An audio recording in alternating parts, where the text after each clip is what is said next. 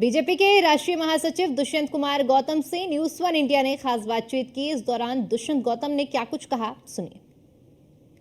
चुनाव प्रचार करने के बाद प्रधानमंत्री नरेंद्र मोदी आज से मेडिटेशन के लिए जा रहे हैं। करीब 45 घंटे का ये मेडिटेशन होगा। हमारे साथ बातचीत करने के लिए भारतीय जनता पार्टी के राष्ट्रीय महासचिव दुष्यंत कुमार गौतम जी हैं। सर, इस मेडिटेशन के पीछे क्या कुछ उद्देश्य है, क्या मैसेज देना चाहते हैं प्रधानमंत्री जी?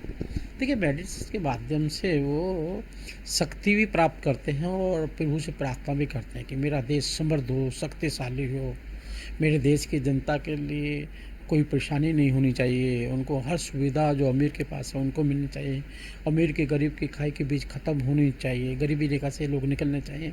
इसके लिए ईश्वर से भी प्रार्थना करते हैं और खुद भी ताकत से जोकर फिर पूरी शक्ति से आने वाले समय के लिए लग जाते हैं। सर, प्रधानमंत्री जी मेडिटेशन के लिए जा रहे हैं, विपक्ष तमाम तरीके के आरोप लगा रहा है। ममता बनर्जी कह रही हैं कि कैमरे लेकर जा रहे हैं, अगर टेलीविज़न पर टेलीकास्ट होगा तो हम इसकी शिकायत जो है वो चुनाव आयोग में करेंगे। आपको लगता है कि मेडिटेशन भी की शिकायत भी चुनाव आयोग से की जा सकती है? ये चुनाव आयोग को क्यों कर रहे हैं मुझे भी समझ में नहीं आ रहा है।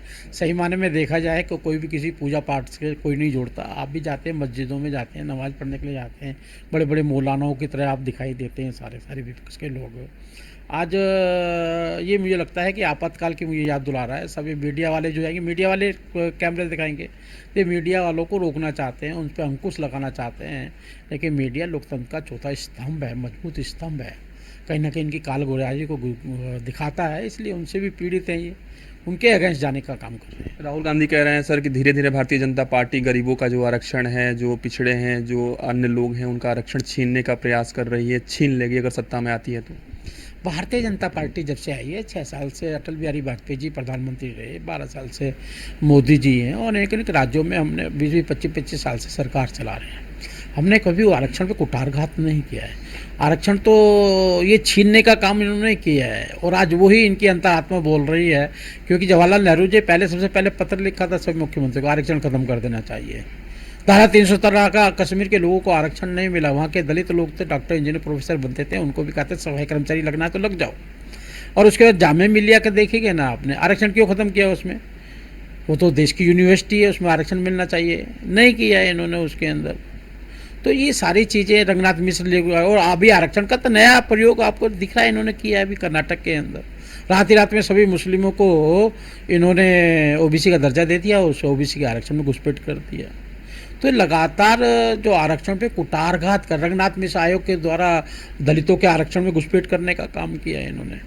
ये लगातार आरक्षण विरोधी हैं ये लोग। लेकिन ये क्योंकि राजनीति करते हैं, राजनीति कर कर लोगों को बरगलाना चाहते हैं, भ्रमित करना चाहते हैं और मोदी जी पे आरोप लगा रहे हैं। मोदी जी जिसने कहा कि मैं जीते जी कोई भी आरक्षण ख़त्म नहीं कर सकता, जब तक मैं हूँ आरक्षण लागू। आरक्षण के साथ साथ भी मैं दलितों को नौकरी मांगने वाला नहीं, नौकरी देने वाला बनाना चाहता हूँ। इनको पीड़ा इसी बात की कि मोदी जी 400 पार कर रहे हैं और 400 पार ना कर रहे हैं, इसलिए दलित को भरमाना चाहते हैं। आज 75 वर्ष का दलित हो चुका है, वो सब जानता है कि उसके हक कौन है और कौन आदमी लूट रहा है उसके हकों को। प्रधानमंत्री जी ने नारा दिया सर कि एनडीए के साथ 400 पार, लेकिन जिस तरीके से विपक्ष कह रहा है कि बीजेपी अपना हार स्वीकार कर चुकी है और यही कारण है कि प्रधानमंत्री जहां से चुनाव लड़ रहे हैं वहां पर ज़्यादातर जो स्टार प्रचारक हैं, ज़्यादातर जो बीजेपी के नेता हैं वहां पर जा रहे हैं और चुनाव प्रचार कर रहे हैं। आखिर ऐसी स्थितियाँ क्यों बन रही हैं कि ज़्यादातर लोग बनारस गए हुए हैं? नहीं, भारतीय जनता पार्टी के कार्यकर्ता प्रचार प्रसार करने के लिए कहाँ पाबंदी लगी है? तुम्हें किसने रोका है? तुम्हारी हिम्मत ही नहीं पड़ी कि तो तुम हार के कगार पे खड़े हो, इसलिए तुम जा नहीं पा रहे, तो इसलिए दूसरे को देख के जल रहे हैं कि दूसरे घर को आग लग जाए, मेरा घर बेशक कुछ भी बच जाए। तो इस प्रकार के जो काम है ये इनके, आज मोदी जी को सब प्यार करते हैं और सभी लोग वहाँ पर अपने अपने काम के लिए जा रहे हैं जो पार्टी ने काम दिया है। और वो मोदी जी का मार्जिन इतना बड़ा बढ़ा देंगे कि लास्ट तक ये छू नहीं पाएंगे, कभी जीवन के अंदर भी नहीं छू पाएंगे। इनको डर इस बात का है, वरना कोई व्यक्ति अपने लिए प्रचार प्रसार करता है, क्या परेशानी है? तुम्हें किसी ने रोका है क्या? तुम तो मछली खाते भी कर रहे हो, मुर्गा खाते भी प्रचार प्रसार कर रहे हो, हर तरह के बरगराने का काम कर रहे हो, झूठ बोल के प्रचार प्रसार कर रहे हो, तुमको कोई नहीं रोक पा रहा। तो मोदी जी के कार्यकर्ता तो ईमानदारी से काम कर रहे हैं और देश की जनता के लिए जो किया है उसके लिए वोट मांग रहे हैं। धन्यवाद। हमारे साथ बातचीत कर रहे थे भारतीय जनता पार्टी के राष्ट्रीय महासचिव दुष्यंत कुमार गौतम जी। विनीत के साथ मैं पीयूष तिवारी, नई दिल्ली।